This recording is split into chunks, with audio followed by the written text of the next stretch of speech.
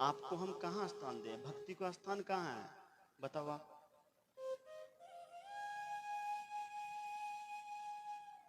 भक्ति का स्थान कहाँ है? बताओ। भक्ति का वाहन क्या है? भक्ति का वाहन, भक्ति का वाहन है दीनता।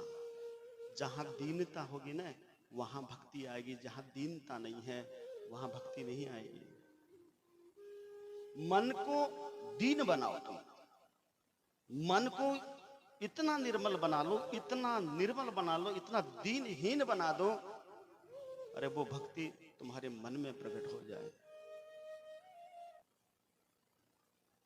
तो जहां दीनता है वहां भगवान है, वहां भक्ति है। भगवान ने हमें सब कुछ दिया है, धन दौलत संपत्ति रुपया पैसा सब कुछ दिया है, लेकिन जब तक मन दीनहीन नहीं है ना, तब तक भगवान नहीं है। आगे कथा में सुनेंगे, ये कलयुग है। आप लोग सभी कहते हो कि महाराज कलयुग है। अरे इसी कलयुग में वो श्री नारायण दौड़ दौड़ के प्रभु से मिले हैं, भाग भाग के भक्तों से मिले हैं, इसी कलयुग में।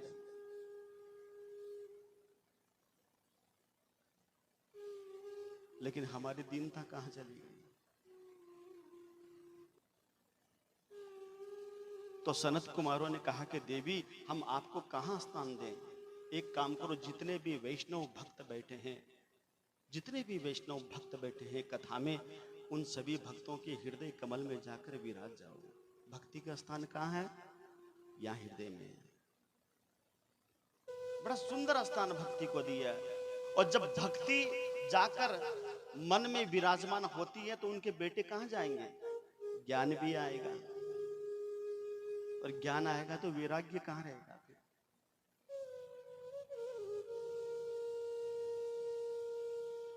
वेद व्यास जी महाराज ने भागवत का जब निर्माण किया था ना, तो हमारे अंदर जो घुन लगे ना, कीड़े लगे हैं ना, उन घुनों को मारने की सबसे प्यारी दवा है श्रीमद् भागवत।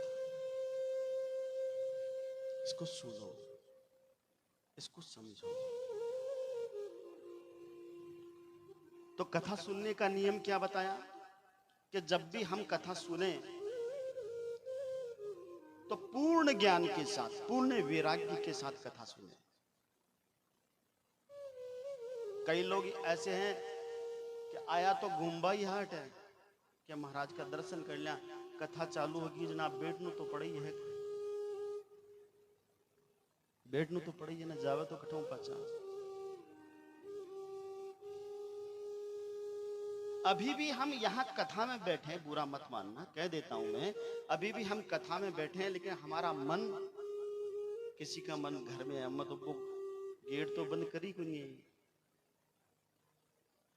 आज बिलोणो तो मैं करे को नहीं, बिजली आई होली को नहीं आई होली, वो काम करियो लो को नहीं करियो लो। तो जब तक हम कथा में बैठे पूर्ण वैराग्य के साथ, दुनिया की चिंता छोड़ो, अरे 2 घंटा आधी घंटा जितना भी हमें समय मिला है, हम बड़े भाव से कथा सुने, पूर्ण वैराग्य के साथ कथा में बैठो।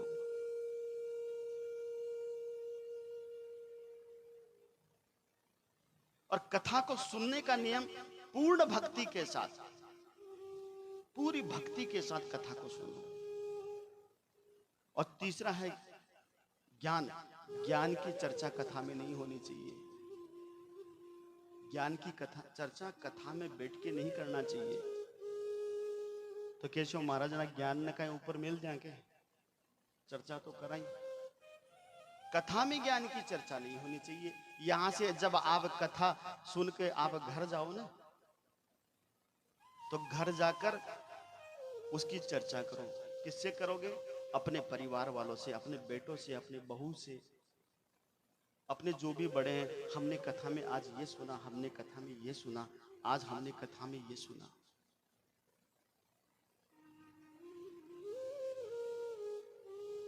तो पूर्ण ज्ञान वैराग्य के साथ, भक्ति के साथ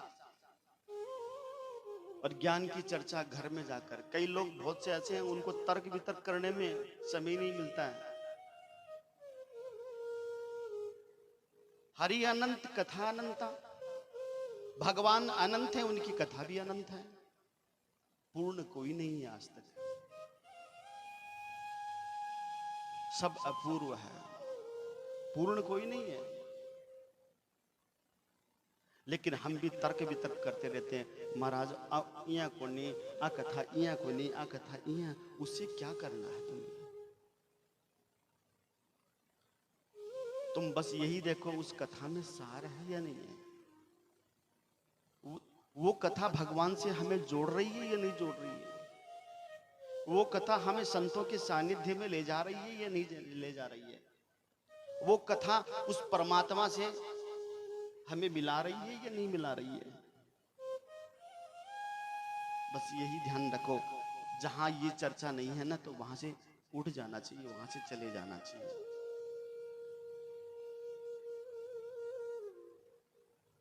और एक बात मैं आपको बता दूं, बुरा मत मानना, आज जितने भी वक्ता लोग हैं भागवत जो सुनाते हैं, भागवत जो सुनाते हैं ना, वो भगवान से और संतों से कम जोड़ते हैं।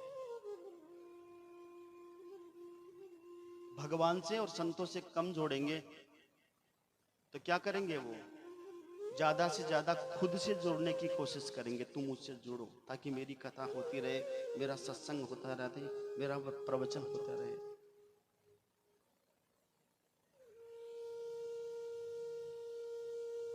किसी से भी देख लो आप, किसी के पास जाकर बैठोगे तो वो खुद से जोड़ने की कोशिश करेगा। बोली वृंदावन बिहारी लाल की। तो ज्ञान की चर्चा घर जाके करना चाहिए। प्रेम से कहिए श्री राधे श्री राधे। यहां से भागवत का चतुर्थ अध्याय का शुभारंभ होता है और चतुर्थ अध्याय में बड़ा सुंदर वर्णन सूत जी महाराज सोनकादि ऋषियों को कर रहे हैं। क्या कर रहे हैं? ये मानवा पाप कृतस्ते, बड़ा सुंदर श्लोक है, ध्यान दीजिएगा शब्दों में। सूत जी महाराज से सोनकादि ऋषियों ने प्रश्न किया, महाराज आप जिस कथा को सुना रहे हो, जिस भाव को सुना रहे हो, क्या वो सारे पाप दूर कर देते हैं? चाहे वो कितना भी बड़ा पापी क्यों ना हो, अगर एक बार भागवत के शरण में आकर बैठ जाए, संतों की शरण में आकर बैठ जाए, तो सारे पाप दूर हो जाते हैं। अच्छा भगवान ये बताओ, जो हमेशा पाप कर्म में लगा है, कभी उन्होंने धर्म पुण्य नहीं किया, कभी भगवान का नाम नहीं लिया, क्या वो कथा सुन ले तो उस पाप से छूट जाएगा? फिर प्रश्न हुआ, प्रभु जी हमें ये भी बताइए, जो हमेशा क्रोध में रहे, जो विषय वासना में फंसा हुआ,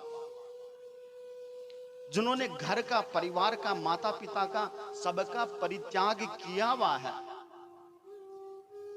ऐसा पापी भी अगर कथा में आकर बैठ जाए और एक बार हरि स्मरण कर ले, कथा सुन ले, तो वो उस पाप से मुक्त हो जाएगा। सूत जी महाराज हंसने लगे और ऋषियों से संबोधित कर रहे हैं कि हे सोनकादि ऋषियों, ये तो कुछ भी नहीं है। इस संदर्भ में बड़ी सुंदर एक कथा सुना रहे हैं, देखिए। आइए, बड़ी प्रचलित कथा है ये, गोकर्ण जी महाराज की कथा यहां से शुभारंभ हो रही है। तुंगभद्रा नदी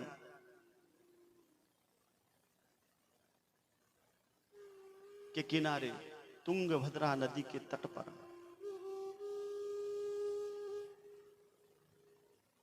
एक बड़ा सुंदर आश्रम, उस आश्रम में एक विद्वान ब्राह्मण रहते थे, बड़े तेजस्वी थे, गायत्री के बहुत बड़े उपासक थे। वो धर्म कर्म में रुचि लेने वाले, हमेशा धर्म के राह पर चलने वाले, ऐसे विद्वान प्रकांड ब्राह्मण। उस ब्राह्मण का नाम था आत्मदेव। क्या नाम था? आत्मदेव। आत्मदेव किसको कहते हैं? जो आत्म में उस परमात्मा का चिंतन करे, उसे कहते हैं आत्मदेव। लेकिन हमारे जो प्यारे गुरुदेव हैं रघुवीर दास जी महाराज, वो अभी दक्षिण की यात्रा में गए थे, तो वो फेसबुक पर लाइव चला रहे थे, दिखा रहे थे कि तुंगभद्रा नदी तट है, बड़ा सुंदर पावन स्थल है वहां पे। तो तुंगभद्रा नदी के तट पे एक विद्वान ब्राह्मण रहते थे, उस ब्राह्मण का नाम था आत्मदेव जी महाराज।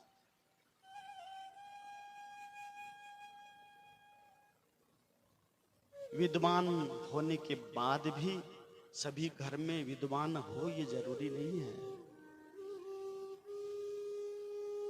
और गृहस्थी थे, संतान नहीं, दुखी हैं आज महाराज। क्यों? कि मुझे संतान नहीं, दुखी हैं वो। उनकी पत्नी का नाम है धुंधली। क्या नाम है? धुंधली। और आत्मदेव जी महाराज बड़े विद्वान थे, उनके विपरीत उनकी पत्नी नाम था धुंधली। धुंधली कैसी? धुंधली न तो पति की बात माने, न घर की बात माने, न सासू ससुरों की बात माने, अपने मन में आए वो करे, वो धुंधली। ध्यान से सुनना, धुंधली कौन है? मैं अपनी बात कौन कर रहा हूं थे, देखो लगे महाराज आप मान के रहे था की बात कौन कर रहे हैं। धुंधली कौन? जो घर घर घूमे, जगह जगह कलह करे और किसी भी घर को एक न रहने दे, वो धुंधली है। देखते हो ना, कई माताओं की आदत होती है घर घर डोलना, घर घर जाना, इस घर को तोड़ा, इस घर को तोड़ा, इस घर को तोड़ा, ये चुगली की, ये चुगली, वो धुंधली है।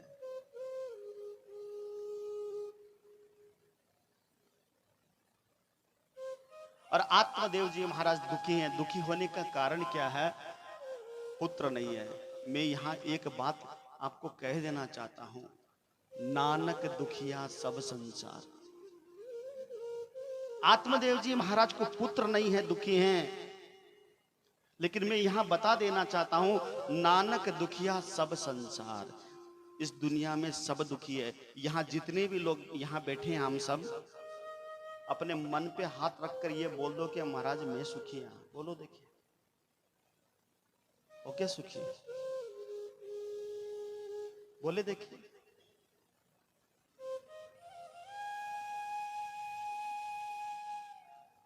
कोई तन दुखी, कोई मन दुखी, कोई धन बिन रहते उदास, थोड़े थोड़े सब दुखी, सुखी राम को दास। कोई तन से दुखी है, शरीर में रोग लगा है, ठीक है, आज बाद दवाई ले वो तो भूलगा। कोई तन दुखी, कोई मन से दुखी है, कोई धन बिना रहित उदास, थोड़े थोड़े सब दुखी, सुखी राम को दास। नानक दुखिया सब संसार। इस संसार में सभी दुखी हैं। तो आत्मदेव जी महाराज भी दुखी हैं। क्यों? संतान नहीं है। अब जिका के संतान नहीं हुआ वो तो दुखी के? बताओ देखा, सही है या गलत? हाँ ना बोल जो देखा, जिका के संतान नहीं वो दुखी के? बोलो तो सही, हाँ ना को जवाब तो दो। दुखी है। और जिका के संतान है वे तो सुखी है के? जिका के संतान है वे तो सुखी है के? वे तो रात न पग दबार थका आराम सोना है के? सेवा कर सोना है के?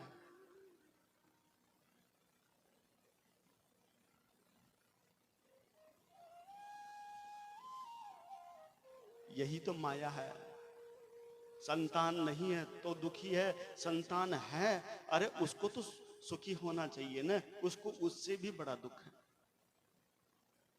यही भेद खोलने के लिए वेदव्यास जी महाराज ने इस कथा को कहा है। अरे मन तो जाग तो सही। आत्मदेव जी महाराज दुखी होकर एक दिन मन में विचार किए। क्या विचार किए? कि मुझे यहां नहीं रहना है, नहीं रहना है मुझे यहां। क्यों? कि मेरे घर में संतान नहीं है। मैं तुलसी का पौधा लगाऊं तो तुलसी का पौधा भी जल जाए।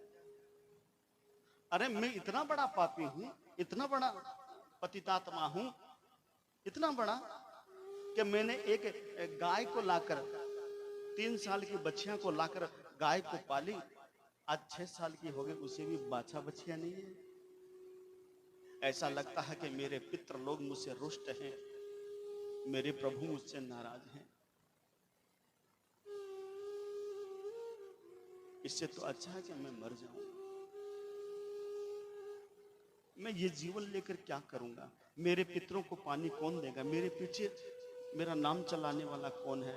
ऐसा मन में विचार करके आत्मदेव जी महाराज आत्महत्या करने के लिए वन में निकल गए कि मुझे मर जाना अच्छा है।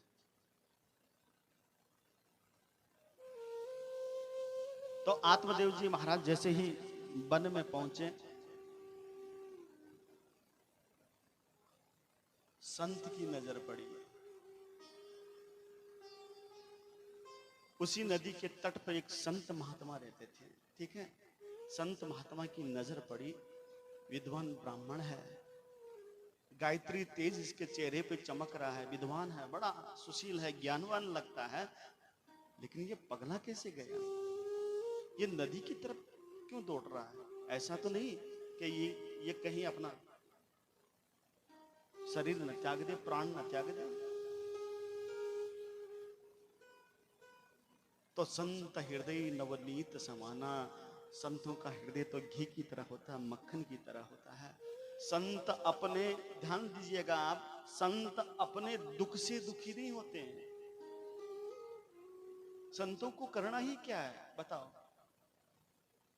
क्या करना है? वो अपने दुख से दुखी नहीं होते, वो दुखी होते हैं तो मेरी संतान दुखी क्यों है, मेरी संतान दुखी क्यों है, आपको क्या दुख है? हम गुरु जी के चरणों में, संत के चरणों में जाकर निवेदन करते हैं। हम कितने भी बड़े पापी क्यों ना हो, जानते हुए भी वो हमें हमारे सर पे हाथ रख देते हैं, बेटा तू खुश रहे, तुम मौज कर, तुम आनंद कर। लेकिन ध्यान है तुम्हें, जो आपने पाप कर्म किया है वो कहां जाएगा? दे दिया संत महात्मा को।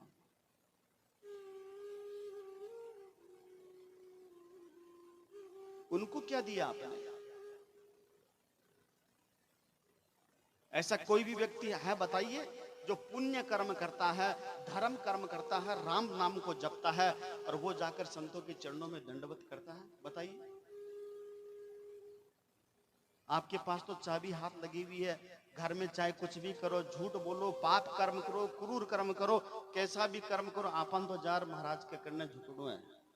महाराज राखो आपत निरोग और राशि।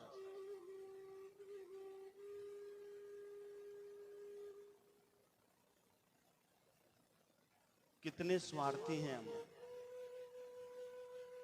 कितने हम स्वार्थी हो गए हैं, विचार करो। लेकिन संत ने ध्यान नहीं दिया। कोई बात नहीं, ये ब्राह्मण है, आवाज लगाई। क्या आवाज लगाई? कथम रोदसी विप्र त्वं काते चिंता विलीयसी वद तुम सत्वरं मह्यं स्वस्य दुःखस्य कारणम्। भगवान, हे ब्राह्मण देवता, ये क्या कर रहे हो? आत्महत्या कर रहे हो? मरने जा रहे हो? हम मरने जा रहा हूं। क्यों?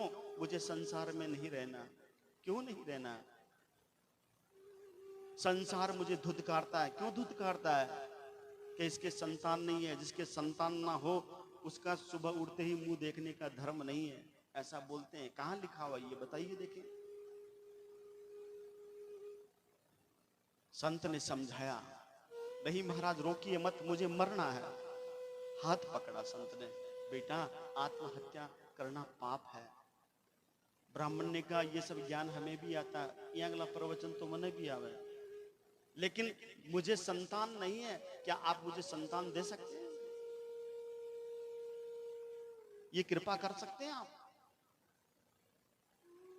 तो महात्मन ने कहा, ब्राह्मण देवता ऐसे थोड़ी होता है, छोड़िए महाराज।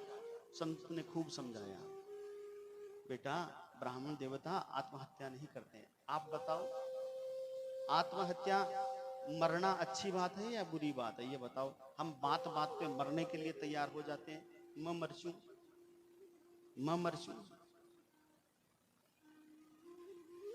बात बात में हम आत्महत्या करने की प्रयास करते हैं, करते हैं या नहीं करते हो? अच्छी बात है। विचार करो, ये मनुष्य शरीर, ये मानुष चोला 84 लाख योनि भोगने के बाद में तुम्हें ये मनुष्य शरीर प्राप्त होता है। कितने लाख? 84 लाख। और मनुष्य शरीर पाकर भगवान ने हमें अमृत रूपी कलश हाथ में दिया है। ये जो हमारा शरीर है ना, ये अमृत रूपी कलश है। ले बेटा,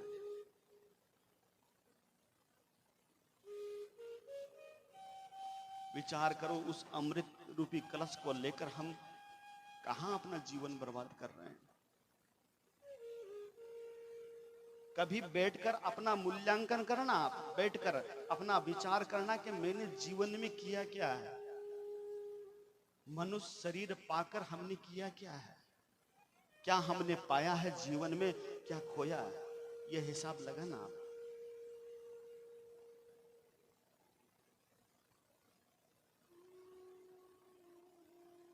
सब कुछ तो धीरे धीरे हमने यूं ही बर्बाद कर दिया।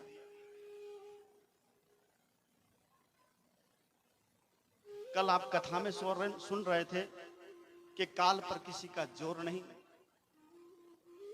क्या जोर? बताओ। इतने मोटे मोटे ताले लगाते हैं तिजोरी पे, लगाते हो या नहीं लगाते हो? रुपया पीछे रखा, कता मोटा ताला लगाया रखा, एक एक नहीं, दो दो। क्यों? महाराज चोर ले जाए, चोरी हो जाए।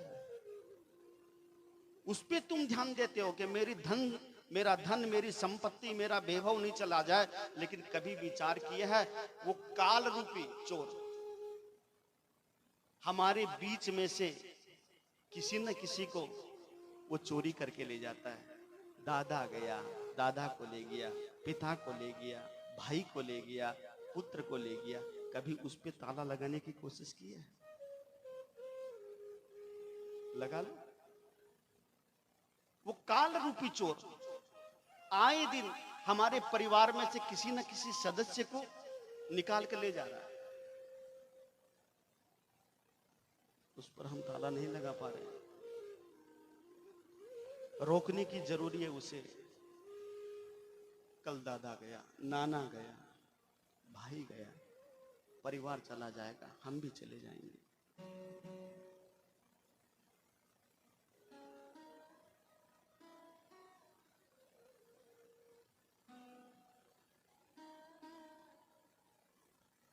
इसलिए 84 लाख योनि भोगने के बाद में हमें ये नर्तल चोला मिला है।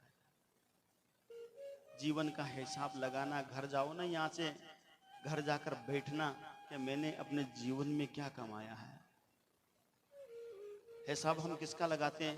महाराज हमने इतना कमाया, इतना कमाया, हमारा गाड़ी हमारी, मकान हमारा, घर हमारा, परिवार हमारा, संतान हमारी, हमने इतना इतना इतना कमाया, ये मैंने बनाया, ये मैंने बनाया।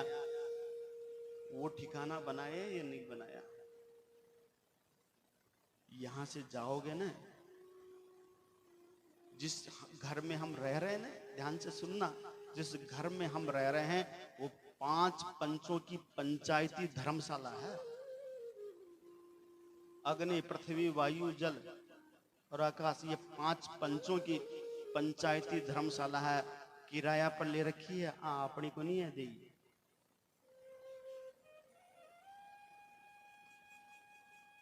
और जिस दिन किराया नहीं दोगे ना, धक्का मार के इस घर से निकाल दे, भाग यहां से।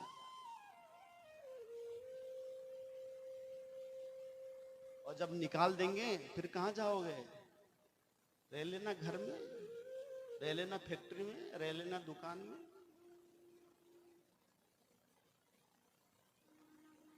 प्रेम से कहिए श्री राधे। श्री राधे। ऐसा ठिकाना बनाओ, ऐसा ठिकाना बना लो जाते हमें तैयार मिल जाए। ध्रुव जी महाराज ने ध्रुव नगरी बसाई थी। आज भी ध्रुव जी महाराज के हम दर्शन करते हैं। ऐसा घर हम भी बना लें, जाते ही हमें मिल जाए।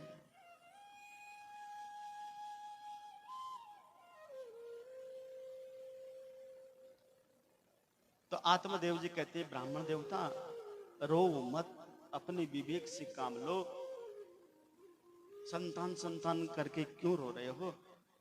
ये चिंता मत करो। चिंता चिता तक पहुंचाती है। इंसान को चिंता है ना, वो चिता तक पहुंचाएगी। ज्यादा चिंता करोगे चिता तक ले जाएगी तुमको। चिंता को छोड़ो, चिंता को छोड़ो और चिंतन करो कि वो परमात्मा मुझे कैसे मिलेगा, वो ठाकुर मुझे कैसे मिलेगा, वो भगवान मुझसे। संतों के सानिध्य में जाए ना, एक काम की बात बताता हूँ। हम संतों के सानिध्य में जाते हैं, कोई पूछता महाराज मारो काम कद चाल सी, महाराज मार छोरा को ब्यावड़ो कदो सी, महाराज मैं रोगली यही रेस्यू क्या है, महाराज माँ के कोई टापरो मिलसी या कोनी मिल है, महाराज जीवता जुगना सुख है या कोनी। ये सब प्रश्न हम संतों के सानिध्य में जाके करते हो। मैं थारी बात कौन करूं, आपा तो चौकी चौकी बात ही पूछा। ये बात तो आपा जार पूछा ही चाहिए।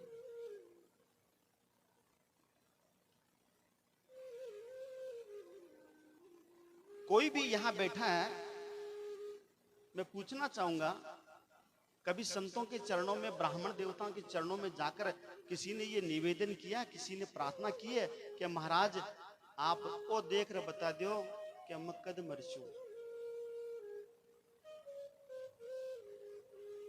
पूछो क्या? अरे पूछ लो, वो समय बता दे। क्या मालूम तुम्हारे पास समय कम है और हम वो ठिकाना बना लें, वो प्रभु के घर को बना लें।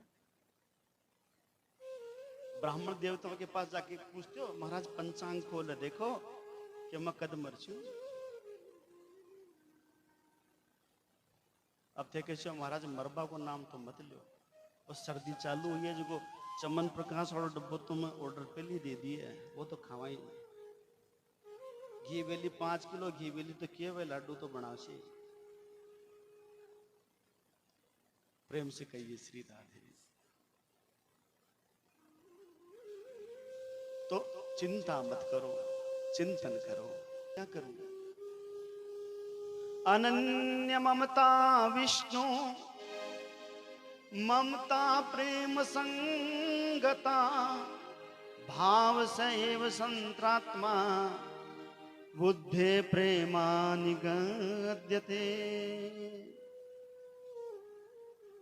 हे ब्राह्मण देवता, अनन्य ममता विष्णु, जैसा तुम्हारा पुत्र में मोहन, मेरा पुत्र मेरा बेटा, ऐसी ममता ऐसा प्रेम श्री हरि में लगा लो, ठाकुर में लगा लो, तुम्हारा कल्याण हो जाएगा। पुत्र पुत्र मत रहो। अरे महाराज आप ज्ञान हमें दे रहे हो, और ज्ञान तो मेरे अंदर ही है, लेकिन हमें पुत्र चाहिए। आप पुत्र दोगे या नहीं दोगे, ये बताओ ना। ज्ञान मत दो।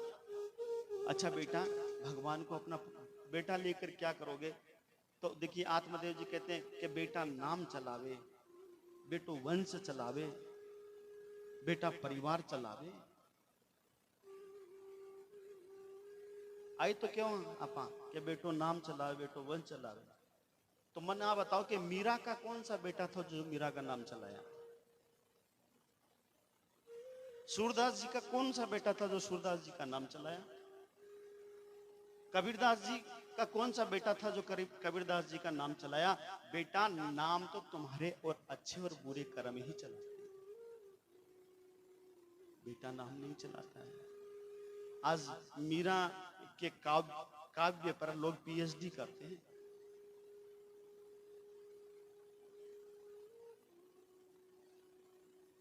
ध्यान रखना, बेटा भाई पुत्र अपने सगोत्री परिवार वाले नाम नहीं चलाते हैं। हमारा जो कर्म, हमारा व्यवहार, लोगों के प्रति हमारा सम्मान वो कैसा है, वही तुम्हारा नाम चलाएगा। इसलिए बेटा जितना तुम आकुल और व्याकुल हो रहे हो ना पुत्र के लिए, भगवान को अपना बेटा मान ले। संसार के बेटे, मैं आपको गारंटी से कहता हूं, लिख लो आप, संसार के बेटे, आपके बेटे आपके आंखों में आंसू दे सकते हैं, लेकिन परमात्मा को, भगवान को अपना पुत्र बना लिया ना, वो तुम्हारी आंखों में आंसू आने नहीं देगा, वो आने नहीं देगा। ये संसारिक बेटे हमें ठोकर मारेंगे, इसकी कोई गारंटी नहीं है, धक्का देकर भी बाहर निकाल देंगे। देखते हैं ना, समय ऐसा आ गया, माँ छोटे वाले के पास, बाप बड़े वाले के पास, कभी इस घर में कभी इस घर में, माता पिता की कदर क्या है। देखो सुनो आप,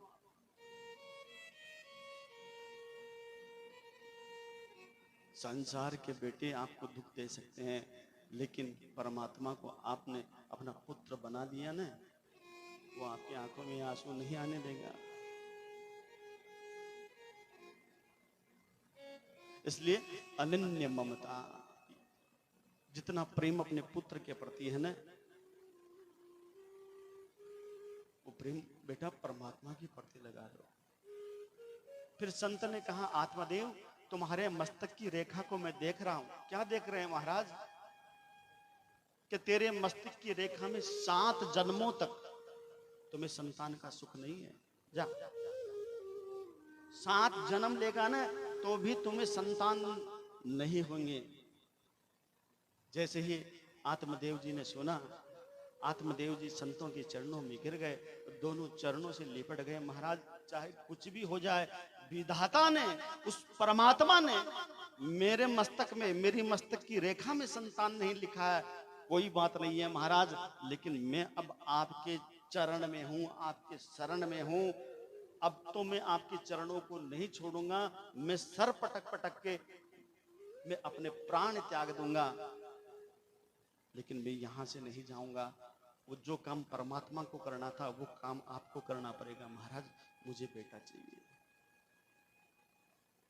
संत मन में विचार करो, आपा तो उल्टा फंस गया, अब कहां से दे इसको पुत्र? और ये ब्राह्मण देवता अपने प्राण मेरे चरणों में त्याग देगा तो फिर एक ब्रह्म हत्या का पाप मुझे लगेगा, न जाने कितने वर्षों तक मुझे सेवा करनी पड़ेगी। कोई बात नहीं है। संत के मन के भाव पिघले, दया आई, करुणा में भरे झोली में से झोली में हाथ दिया, एक आम का फल था, उस वह आम का फल निकालकर आत्मदेव जी के हाथ में दिए। ले बेटा आत्मदेव, ये फल तू अपनी पत्नी को ले जाके खिला दे, भगवान चाह तो तुम्हारे घर में पुत्र होगा। ध्यान से सुनिए, संत क्या नहीं कर सकते मैं वो बताना जा रहा हूं। संत क्या नहीं कर सकते। मस्तक लेखा पर क्या लिखा था कि 7 जन्मों में भी पुत्र नहीं होगा, फिर भी संत ने वो फल दिया कि जा तुम्हारे घर में पुत्र का जन्म होगा। जा। आत्मदेव जी महाराज दौड़े दौड़े वहां से आए हैं और आकर वो फल धुंधली को ले जाके दे दिया। ले धुंधली, ये फल खा ले। महाराज इस फल में क्या है? जब आप फल खाओगे तो भगवान ने चाहा तो हमारे घर में पुत्र का जन्म होगा। आत्मदेव जी वहां से लौटे, और मैं आपको बात बताऊं, संत क्या नहीं कर सकते। एक छोटा सा दृष्टांत याद आ गया, सुनिए। एक बहुत भजनानंदी भक्त थे, बड़े भगवान के अनन्य भक्त थे। भगवान उनकी गोद में आकर खेला करते थे। नारद जी महाराज भी सत्संग करने के लिए आते थे। 50 साल निकल गया, गृहस्थी थे वो। तो एक दिन उस ब्राह्मण देवता ने नारद जी से कहा, प्रभु एक बात की शंका है, चौथेपन की अवस्था आ गई मेरी, क्या मुझे संतान नहीं होगी? तुम तो रोज वैकुंठ में श्री हरि के दर्शन करने के लिए जाते हो, भगवान से पूछ के आ जाओ कि मुझे संतान होगी या नहीं होगी। नहीं होगी तो भजन में लगूं, फिर गृहस्थी क्यों चलाऊंगा? तो नारद जी ने कहा कि ठीक है ब्राह्मण देवता, मैं पूछ के आ जाऊंगा। नारद जी महाराज दौड़े दौड़े श्री हरि के पास पहुंचे और हरि से कहने लगे, प्रभु वो आपके अनन्य भक्त हैं, आप तो उनके गोद में जाकर रोज खेलते हो, क्या उस ब्राह्मण देवता के घर में संतान होगी? तो भगवान ने जवाब दिया, क्या जवाब दिया कि नारद जी महाराज 7 जन्मों में भी उसके संतान नहीं होगी। तो नारद जी ने उस भक्त के घर में जाना ही छोड़ दिया कि मैं आपा जवाब कहीं देशा भी। उसके मन को कितना दुख होगा। 15-20 साल हो गए, नारद जी जाना ही छोड़ दिए। एक दिन नारद जी महाराज आकाश मार्ग से जा रहे थे और भक्त का जब घर दिखाई दिया तो मन में विचार किया कि चलो घर में जाकर देखें। तो नन्हे मुन्ने, मतलब एक नहीं, दो नहीं, 3-3 संतान उस आंगन में खेल रही है। घुटमन घुटमन गडोलिया चाल है। नारद जी ने देखा, पूछे तो सही किसकी है संतान। नारद जी जाकर पूछे कि ब्राह्मण देवता ये संतान किसकी है? तो कहा, प्रभु हमने आपको काम बताया था, भगवान से पूछने के लिए कहा था, आपने तो भगवान से ऐसा आशीर्वाद दिला दिया, ऐसा। मैंने तो एक संतान मांगी थी, लेकिन आपने तो 3-3 संतान मेरे घर में भेज दी। नारद जी महाराज को बड़ा क्रोध आया, गुस्सा आया। दौड़े दौड़े श्री हरि के पास वैकुंठ में गए और भगवान से कहने लगे, भगवान जब आपको संतान देनी थी तो मुझसे झूठ क्यों बोला? जब आपको संतान देनी थी तो मुझसे झूठ क्यों बोला? तो भगवान ने कहा कि मैंने क्या झूठ बोला? क्या आपने उसे 3-3 संतान दे दी? हरि कहने लगे, बेटा नारद, मैंने कोई संतान नहीं। अरे तो महाराज आपने संतान नहीं दी तो संतान किसने दी? तो नारद जी महाराज की शंका को दूर करने के लिए दोनों ब्राह्मण के भेष में आए हैं, ब्राह्मण का भेष बनाया और नारद जी का हाथ पकड़कर ले गए। कहां ले गए? उसी संत की कुटिया में, जिस संत ने आशीर्वाद दिया था कि जा तुम्हारे घर में पुत्र का जन्म होगा। और उस संत की कुटिया में गए ना, तो उस समय बरसात का मौसम था, धीरे धीरे बरसात हो रही थी। दोनों विप्र लोग पहुंचे हैं संत के दरबार में। तो संत ने को दंडवत प्रणाम किया, संत ने आशीर्वाद दिया। संत ने पूछा, हे विप्र लोग, प्रसाद ग्रहण करोगे, भोजन लोगे? तो कहा, महाराज हम भूखे हैं, हम अयोध्या से आए थे, वृंदावन को जा रहे थे, रास्ते में बरसात हो रही थी, आपकी कुटिया नजर आई तो हम रुक गए, अब भूख तो लगी है, भोजन तो करेंगे। तो संत ने कुटिया में चारों तरफ देखा, खाने को कुछ मिला नहीं। संत का जीवन देखिए, संत का जीवन भी अद्भुत विचित्र जीवन होता है। संत कभी संग्रह नहीं करते हैं, संत कभी संग्रह नहीं करते, मांग के लाते हैं और बांट के खा लेते हैं। आज आपको इतना सुंदर ये प्रसाद मिल रहा है, भागवत कथा सुनने को मिल रही है, यहाँ भंडारा भी चल रहा है, प्रसाद भी मिल रहा है, किसके लिए है? आपको मालूम है ये व्यवस्था कहां से करनी पड़ती है, कैसे कैसे करनी पड़ती है, लेकिन मांग कर लाते हैं और आप सबको बिठाकर बांट के फिर खाते हैं। आप खा लोगे तो फिर हम भी खा लेंगे। ये होता है संत का दायित्व। तो कहा घर में विप्रदेव, घर में भोजन तो है नहीं। फिर मन में चिंता के भूखे न चले जाए। महाराज आप बैठिए। 2 घर गए, किसी के पास आटा मिला, किसी के पास दाल मिली, ले आए और लाकर जब आटा लगा लिया, रोटी बनाने की तैयारी थी, बाहर गए, लकड़ी भीजी हुई थी, बरसात थी ना, तो लकड़ी भीज गई। अब भीगी लकड़ी जले कैसे चूल्हे में? और मन में यह भी शंका है कि कहीं विप्रदेव ब्राह्मण देवता हैं, भूखे न चले जाए, तो क्या करे? उस महात्मा ने ऐसा किया, चूल्हे के पास बैठे और अपना ये दुपट्टा था ना, दुपट्टा, उसको निकाला, अपने पैर पे बांध लिया और तेल डालकर अपने पैर को चूल्हे में लगा दिया और चूल्हे में लगाकर रोटी सेकने लग गए। भगवान ने नारद जी का हाथ पकड़ा, बेटा नारद इधर आ, ये देख। जो संत, जो व्यक्ति खुद को जलाकर दूसरे के भूख को तृप्त कर दे, अरे बेटा वो एक बेटा तो क्या, 2 क्या, 3 क्या, अगर 100 बेटे भी देना तो भी कम है। अगर वो 100 बेटे का आशीर्वाद भी दे देना तो भी कम है। इसलिए भगवत कृपा से भी बड़ी कृपा बताई गई है संत कृपा। संत कृपा बड़ी अनमोल है। संत भाव बड़ा अनमोल है। जब संतों का मिलन हो जाए ना, कभी खाली मत जाने देना। एक भाव में बड़ा सुंदर कहा, देखिए, जब संत मिलन हो जाए,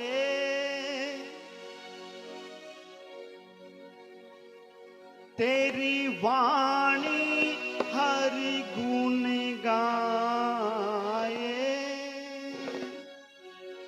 जब संत से मिलन हो जाए और जब मिलन होने के बाद में और तुम्हारी जीव भगवान का गुण राम राम राम राम गाने लग जाए, तब इतना समझ लेना, अब हरि से मिलन होगा। अब इतना समझ लेना,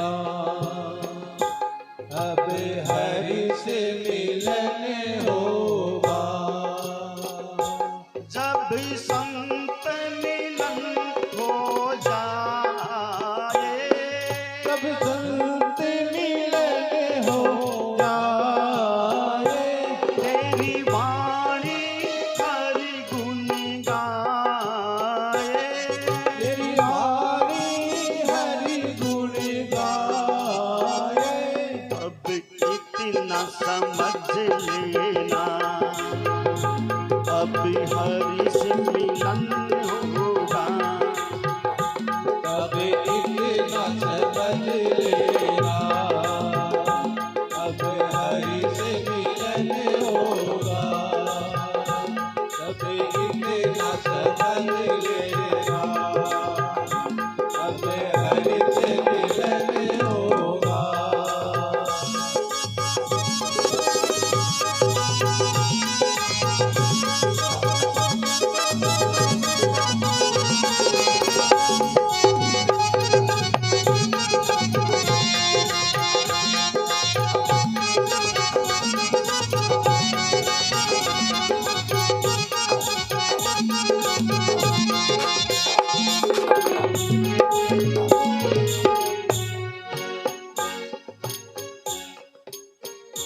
पल पल हरि तो याद आए, पल पल हरि को याद आए, पल पल हरि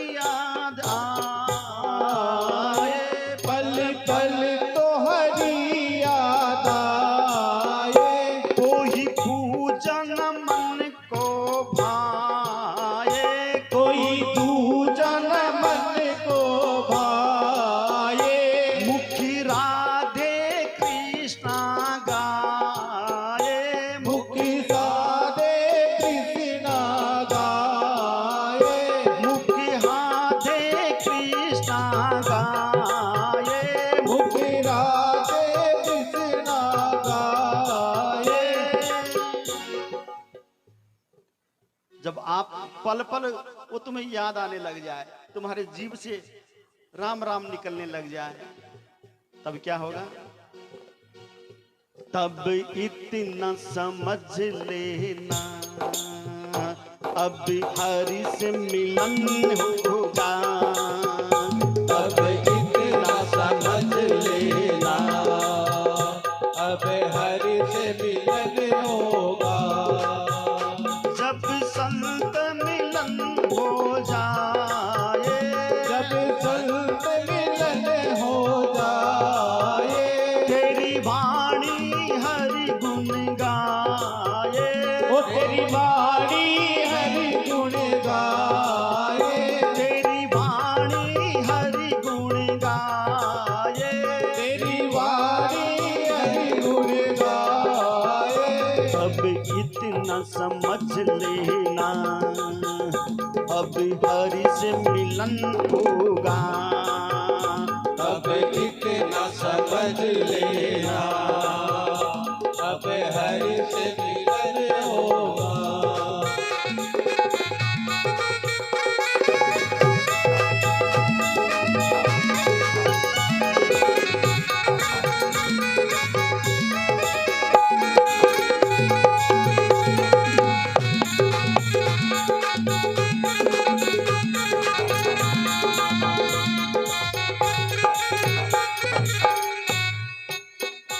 जब भी आंखों से आंसू आए, जब आंखों से आंसू आए, जब भी आंखों से आंसू आए, जब आंखों से आंसू आए, दर्शन को मन ललचाए, दर्शन को मन ललचाए, दर्शन को मन ललचाए, दर्शन को मन ललचाए।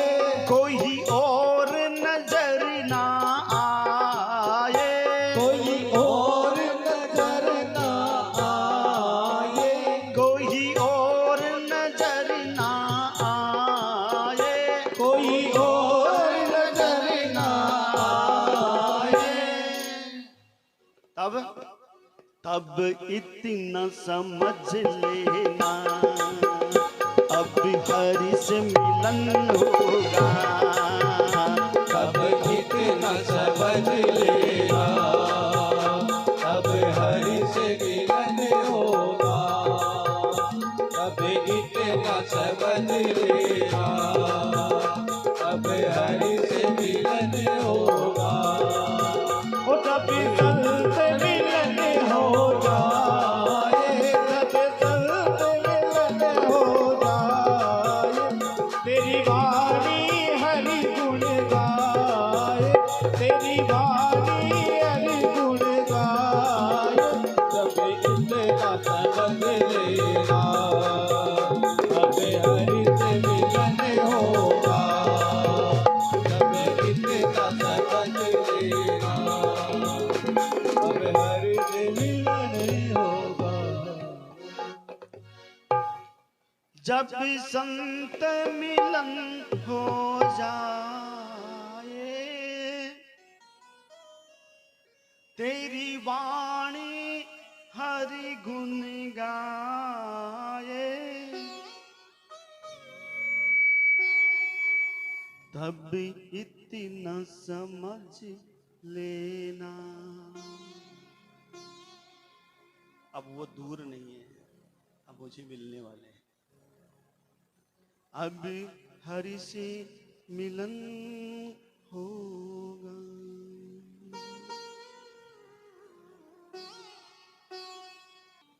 धुंधली की बहन आई और अपनी बहन को सारा वृत्तांत बताया कि देवी, मैंने महाराज से झूठ बोला, यह फल है, और इन संत महात्माओं के आशीर्वाद में क्या रखा है, कौन सी बात साची हुआ है। तो उनकी बहन ने कहा कि देवी चिंता मत कर, 5 तो मेरा है पहले और छठो हो बाड़ो है। लेकिन तेरे और मेरे में इतना ही अंतर है कि तेरे घर में खाने की कमी नहीं है लेकिन खाने वाला नहीं है, और मेरे घर में खाने वाले तो बहुत हैं लेकिन अन्न की कमी है। तो एक काम कर, जो मेरा छठवा होगा वो तुम्हें लाके दे दूंगी और तुम इस दुख से भी बच जाओगी। और जितने दिन तुम महाराज के सामने नाटक कर ले कि मेरे गर्भ में बालक बढ़ रहा है, तो करे क्या, रोजिना को एक कपड़ों बांध वो चालू कर दिए ताकि उनको पेट लगने लग जाए कि भाई संतान बढ़ रही है।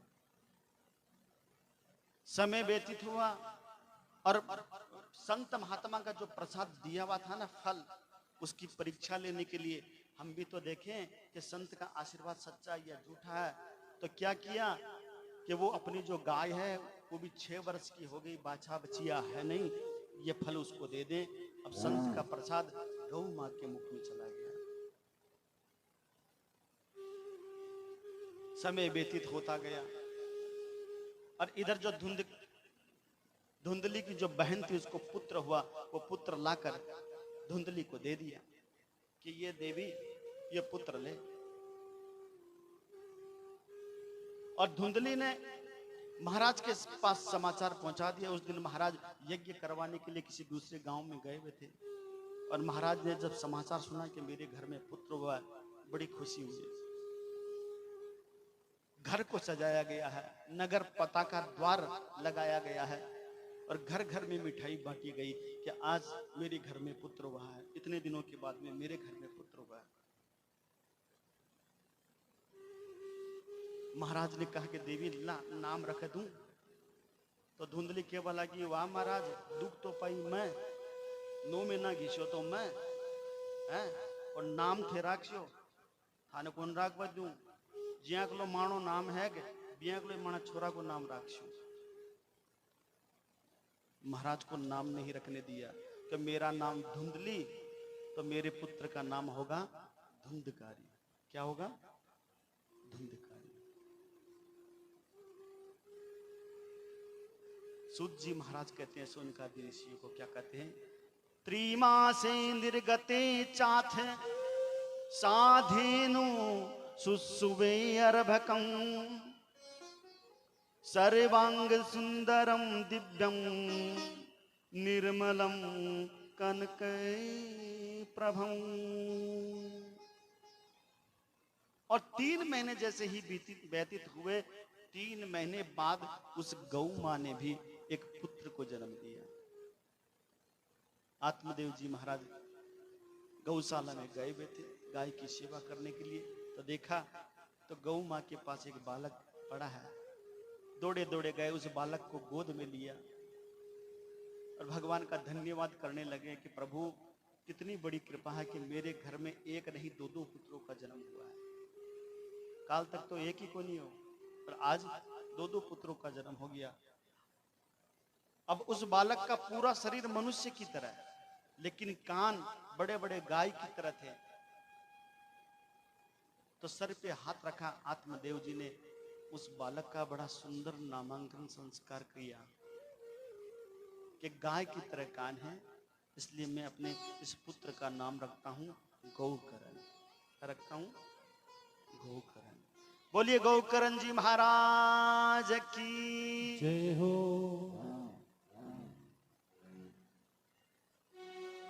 गोकर्णो पंडितो ज्ञानी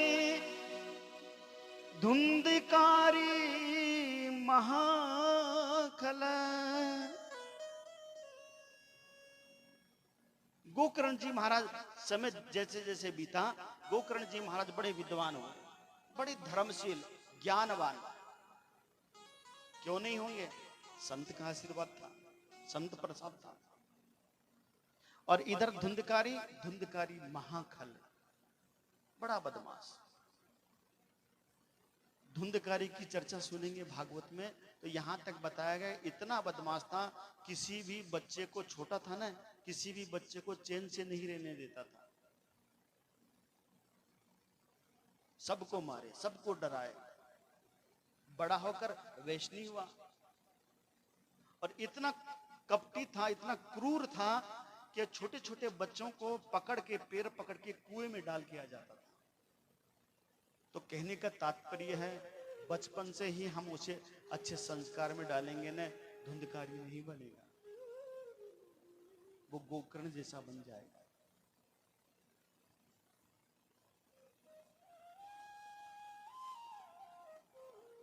तो धुंधकारी महाखल हुआ, बड़ा बदमाश। पिता ने खूब समझाया, नहीं माने। एक दिन पिता रोने लगे। गोकर्ण जी महाराज आए हैं और गोकर्ण जी महाराज ने बड़ी सुंदर शिक्षा भागवत में अपने पिता आत्मदेव जी को की है कि पिताजी आप क्यों रो रहे हैं? कि बेटा तुम्हें मालूम है तुम्हारा भाई जुआ खेले है, ताश खेले है, शराब पीवे है, मदिरा पीवे है, वैष्णवी हो गया, हमारे पूरे धन को, हमारे पूरे घर को, हमारे परिवार को, यहां तक कि हमारे कुल को भी बर्बाद कर दिया। अब तू ही समझा। गोकर्ण जी महाराज ने बड़ा सुंदर उपदेश दिया है कि पिताजी एक बात बताओ, ये तो दुनिया का सार है। क्या सार है बेटा? देखिए बड़ी सुंदर उपदेश किया है। क्या किया है? वृक्षं छिन्न फलम तज्जन्ति विवाहा शुष्ककं विहा शुष्वकं सरस सार निहरा पुरुषं तज्जति गणिकः। के पिताजी विचार करना, जिस वृक्ष में, जिस पेड़ में फल समाप्त हो जाते हैं, फल लगना बंद हो जाता है, उस पेड़ में फल के जो जीव हैं, फल खाने वाले जीव बैठना छोड़ देते हैं। जिस आजी वैसे ही जिस नदी में पानी सूख जाता है ना, जल सूख जाता है, तो जल का जीव उस नदी का परित्याग कर देते हैं।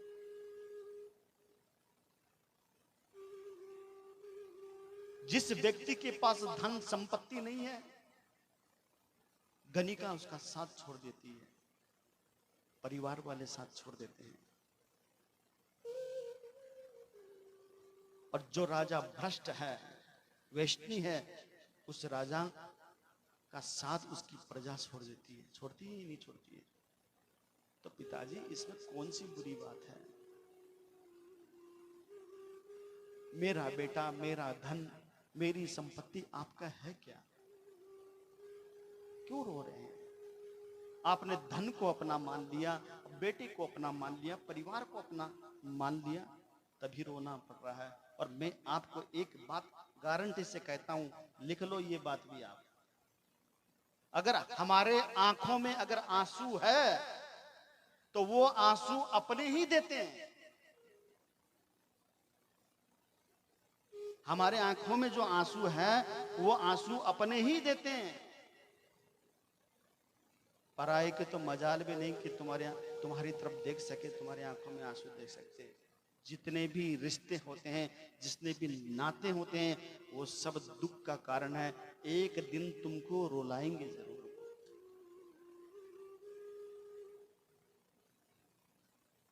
रुलाएंगे जरूर। तो पिताजी भूल जाओ। पिताजी बहुत गई, थोड़ी रही। पिताजी बहुत चली गई, थोड़ी रही है। अब थोड़ी बची जीवन में, ये रोना धोना। पिताजी आप एक बार ये मान लो कि मेरा घर नहीं है, मेरी संतान नहीं है, भूल जाओ पिताजी। बाकी का जो समय बचा है, 60 वर्ष की आपकी आयु हो गई, थोड़े वर्ष और जिएंगे। मेरा पुत्र, मेरा बेटा, मेरा धन, मेरी संपत्ति छोड़ दे पिताजी। आप इस व्यथा से निकल जाए।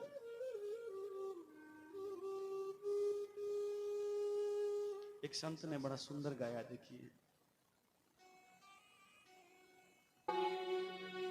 क्या लेके आए बंदा, क्या लेके जाएगा, क्या लेके जाएगा,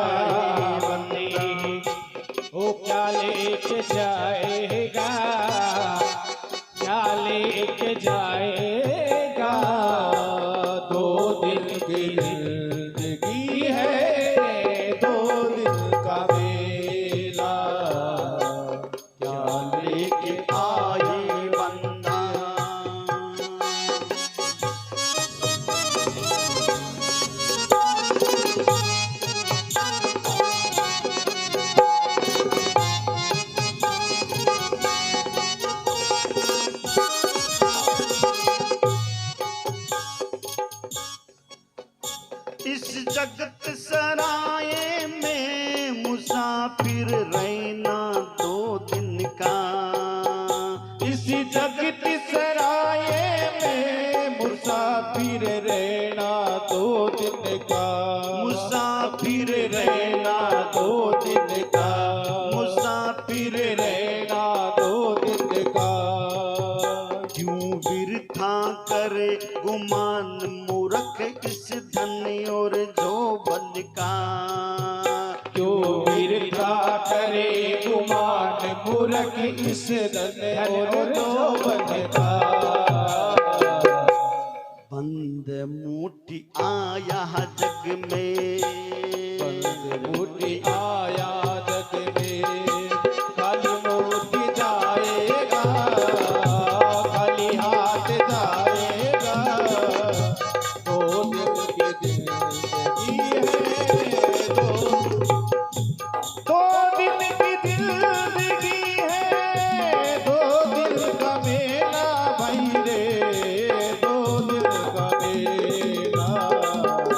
क्या लेके आया भाई रे, तो क्या लेके जाएगा। 2 दिन की जिंदगी है, 2 दिन का मेला। अरे क्या लेके आया भाई रे, वो क्या लेके जाएगा। क्या लेके जाएगा।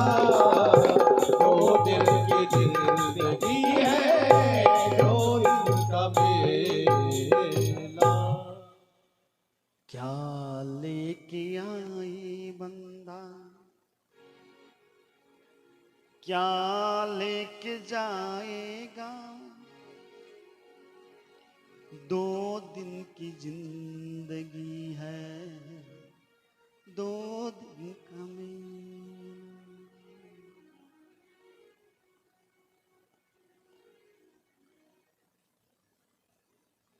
गोकर्ण जी महाराज ने आत्मदेव जी महाराज को उपदेश किया कि पिताजी,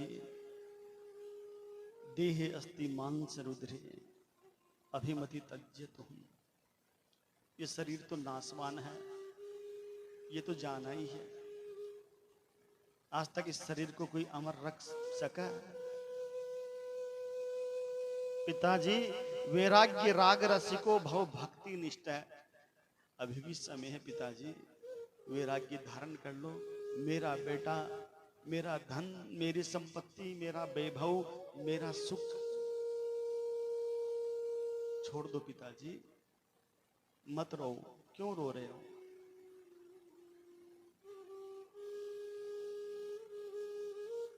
रोज क्या को है मारो हो। अरे मारो काई है, हके थारो थारो तो तेरे सागे क्यों बन जाएगा। ले जाओ, मकान ले जाओ, घर ले जाओ। इसलिए पिताजी, वैराग्य राग रसिको।